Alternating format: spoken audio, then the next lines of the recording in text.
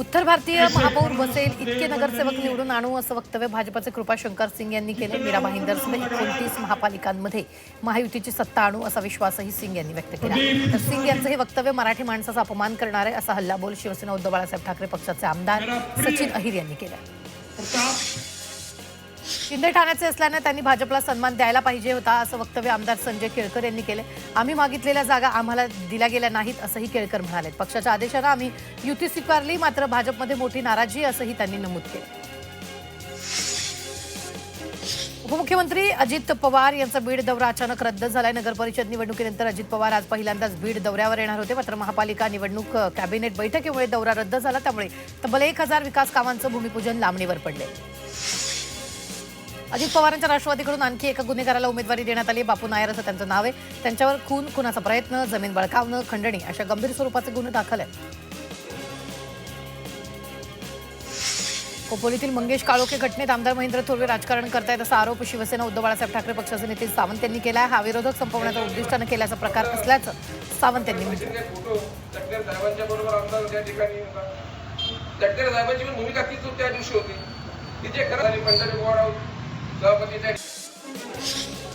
सोलापूर महानगरपालिकेसाठी उमेदवारांची अधिकृत यादी जाहीर केली नाही। अर्ज भरण्याचा दिवस उलटून गेला तरीही भाजपनं अधिकृत यादी जाहीर केली नाही। भाजपचे एबी फॉर्म नेमके कोणत्या उमेदवाराला जोडले गेले याबाबत सगळे संभ्रमात आहेत।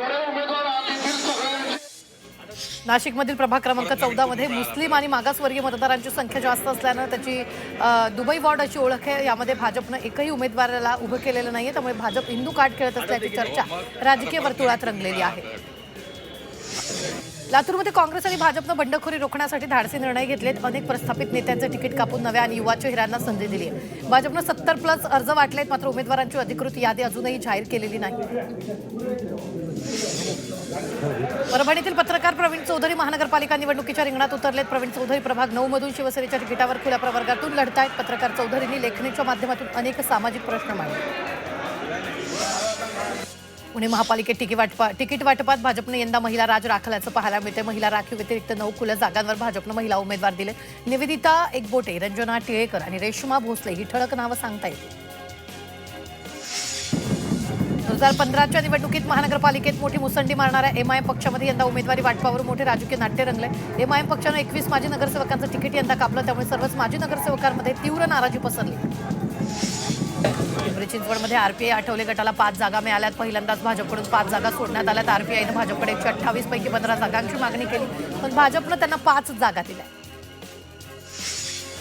परभणी मनपा निवडणुकीसाठी 65च्या 65 जागा दोन्ही राष्ट्रवादी एकत्र लढवत आहेत। यात अजित पवारांच्या राष्ट्रवादीला 57 जागा तर शरद पवारांच्या राष्ट्रवादीला 8 जागा मिळाल्या। तर भाजप शिवसेनेची युती तुटल्यानं भाजप 41 जागेवर तर शिवसेना 35 जागांवर निवडणूक लढवते आहे।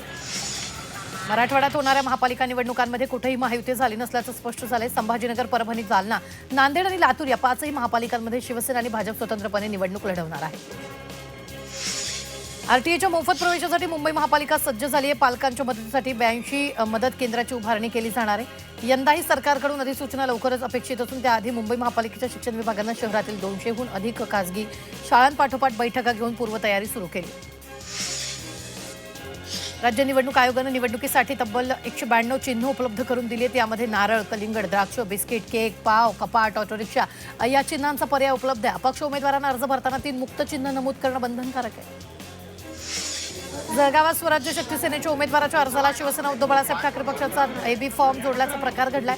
या संदर्भात प्राजक्ता तायडे यांनी निवडणूक निर्णय अधिकाऱ्याकडे लेखी तक्रार करत चौकशी करून कारवाईची मागणी केली आहे। यावर छाननीच्या वेळी निर्णय होईल असं त्यांनी स्पष्ट केलं।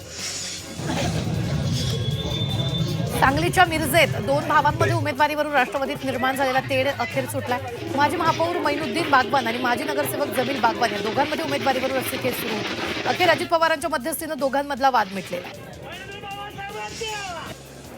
भिवंडी निजामपूर निवडणुकीसाठी महायुती झाली नाही, मात्र शिवसेना भाजप युती झाली। तसंच महाविकास आघाडी देखील फिसकटली। राष्ट्रवादी शरदचंद्र पवार आणि इतर घटक पक्षाने एकला चलो रेचा नारा दिला, तर शिवसेना उद्धव बाळासाहेब ठाकरे पक्ष आणि मनसे हे दोन्ही पक्ष एकत्र निवडणूक लढणार आहेत। नाशिक जिल्हा परिषदेमध्ये पुन्हा 5 कर्मचारी निलंबित केले, त्यामुळे एकूण 28 कर्मचारी निलंबित झाल्यानं बोगस प्रमाणपत्रांचं रॅकेट रडारवर आले। यामध्ये 3 ग्रामसेवक, 14 प्राथमिक शिक्षक आणि 1 मुख्याध्यापकांचा समावेश आहे। वसईत भाजपचे माजी सरपंच शेखर धुरी यांनी बहुजन विकास आघाडी पक्ष प्रवेश केला. भाजपनं उमेदवारी नाकारल्यानं धुरी यांनी अपक्ष उमेदवारी अर्ज दाखल केला होता. त्यानंतर उमेश नाईक आणि नारायण मानकरांच्या उपस्थितीत जाहीर पक्ष प्रवेश करण्यात आला. पनवेल महानगरपालिकेसाठी 400 उमेदवारी अर्ज दाखल झालेत. युतीमध्ये नाराज झालेल्या उमेदवारांनी महाविकास आघाडीमधून उमेदवारी अर्ज भरले. महायुतीनं 78 जागेवर आपले उमेदवार दिलेले आहेत. चंद्रपूर शहर मनपासाठी अखेरच्या दिवशी 17 प्रभागातून 66 जागांसाठी एकूण 636 उमेदवारी अर्ज दाखल झाले. त्यात अनेक नगरसेवकांचा उमेदवारी हिरमोड देखील झाला. दरम्यान आज उमेदवारी अर्जाची छाननी असून त्यानंतर मैदानात कोण हे स्पष्ट होणार आहे. सांगली महापालिकेच्या 78 जागांसाठी 994 उमेदवारी अर्ज दाखल झालेत. भाजपा, शिवसेना, राष्ट्रवादी या ठिकाणी सोबळावर लढत आहेत. काँग्रेस, राष्ट्रवादी आघाडी आणि मनसे शिवसेना युती यांच्यासह अपक्ष उमेदवारांनी जोरदार शक्ती प्रदर्शन करत आपला अर्ज दाखल केला. पुणे महापालिका निवडणुकीसाठी अर्जाचा पाऊस पडला. एकूण 3000 उमेदवारांनी अर्ज दाखल केलेत. काल दिवसभरात 2298 अर्ज दाखल झाले. भवानीपेठ आणि हडपसर भागात सर्वाधिक अर्ज दाखल झाले. कोल्हापूर महापालिकेसाठी तब्बल 818 उमेदवारांनी उमेदवारी अर्ज दाखल केले. तर इचलकरंजी महानगरपालिकेसाठी 456 जणांकडून उमेदवारी अर्ज दाखल करण्यात आला. मात्र माघारीनंतरच निवडणूक रिंगणात किती उमेदवार राहतील हे स्पष्ट होईल. नाशिक महापालिकेच्या 122 जागांसाठी 2357 उच्च अंकी उमेदवारी अर्ज प्राप्त झाले. त्यापैकी भाजपनं सर्वाधिक 118 उमेदवार दिले. तरीही प्रभाग 14 मध्ये या पक्षाला एकही उमेदवार देता आलेला नाही आहे. जागतिक अर्थव्यवस्थेच्या पटलावर भारतानं एक नवा इतिहास रचलाय. जपानला मागे टाकत भारत आता जगातील 4थी सर्वात मोठी अर्थव्यवस्था बनलाय. भारताचा जीडीपी $4.18 ट्रिलियन वर पोहोचला असल्याची अधिकृत घोषणा केंद्र सरकारनं केली आहे. भीमा कोरेगाव विजयस्तंभ अभिवादन सोहळ्यासाठी ग्रामीण पोलिसांकडून खडा पहारा असणार आहे. तर वॉच टॉवर, ड्रोन आणि सीसीटीव्हीची नजर या सोहळ्यावर असेल. कोरेगाव भीमा येथील विजयस्तंभास अभिवादन करण्यासाठी दरवर्षी 1 जानेवारीला देशभरातील अनुयायी उपस्थिती लावतील. त्यामुळे इथं लाखोंची गर्दी होते. अलिबाग ते वडखळ महामार्ग ओव्हरटेकिंग झोन करण्याचे निर्देश रायगड जिल्हाधिकाऱ्यांनी दिले. नववर्षानिमित्त वाहतूक कोंडी टाळण्यासाठी हा निर्णय घेण्यात आलाय. तर दर शनिवारी, रविवारी सुट्टीच्या दिवसात येणाऱ्या पर्यटकांमुळे या मार्गावर वाहनांची संख्या मोठी असते. नवी मुंबई विमानतळ प्रवाशांसाठी दिलासादायक निर्णय घेण्यात आलाय. प्रीपेड टॅक्सी आणि प्रीपेड ऑटोरिक्षा सेवा अधिकृतपणे कार्यान्वित करण्यात आली. या सेवांसाठी नवीन आणि सुधारित भाडेदर जाहीर करण्यात आले. वाशिमच्या शिरपूर ग्रामपंचायतीत घरपट्टी आणि नळपट्टीवर 50% सवलत देण्यात आली. त्यामुळे कर भरण्यासाठी ग्रामस्थांनी मोठी गर्दी केली. गेल्या 2 दिवसांपासून ग्रामपंचायत कार्यालयात मोठी गर्दी केल्याचं चित्र पाहतं.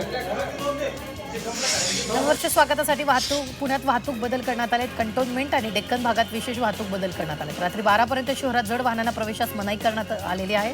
तर मद्यपी वाहन चालकांवर कडक कारवाई होणार आहे.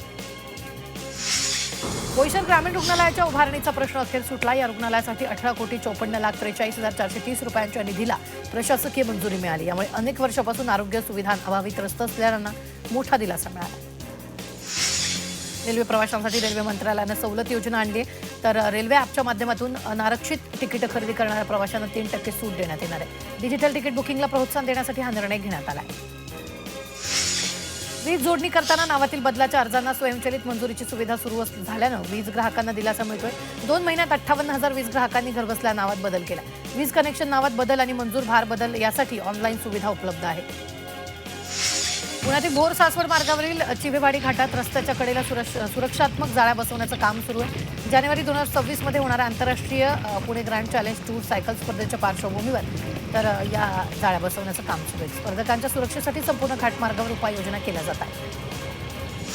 दिव्यांग शाळांमधील विद्यार्थ्यांच्या शिक्षणात समानता आणि गुणवत्ता राखण्यासाठी शासनानं कडक भूमिका घेतली. दिव्यांग कल्याण विभागानं दिशा अभ्यासक्रमाची प्रभावी अंमलबजावणी बंधनकारक केलेली आहे. राज्यस्तरीय शिक्षक पदभरती संबंधित सर्व कामकाज आता महाराष्ट्र राज्य परीक्षा परिषदेकडे सोपवण्यात येणार आहे. तर शिक्षक पदभरती प्रक्रिया अधिक प्रभावी आणि पारदर्शक पद्धतीनं होण्यासाठी हा निर्णय घेण्यात आला. खासगी विषय शाळा आणि कार्यशाळांमधील अतिरिक्त शिक्षक आणि शिक्षकेतर कर्मचाऱ्यांच्या समायोजनासाठी नवीन कार्यपद्धती जाहीर केलेली आहे. यानुसार ज्या संस्थांची मान्यता रद्द होईल त्यांचा उपक्रम तात्काळ बंद होणार असून संबंधित शिक्षक कर्मचाऱ्यांचं तात्पुरते हस्तांतरण करणार आहे. तर रिक्त जागांची माहिती शासन संकेतस्थळावर प्रसिद्ध होणार आहे. भंडारातील खोडगाव परिसरात विविध साहसी क्रीडा प्रकारांची सुरुवात करण्यात आली आहे. पॅराग्लायडिंग, पॅरामोटरिंगसह हॉट एअर बलून सारख्या ॲक्टिव्हिटी नागरिकांचं लक्ष वेधत आहे. त्यामुळे हे परिसर विदर्भातील पहिले साहसी पर्यटनाचं केंद्र होणार.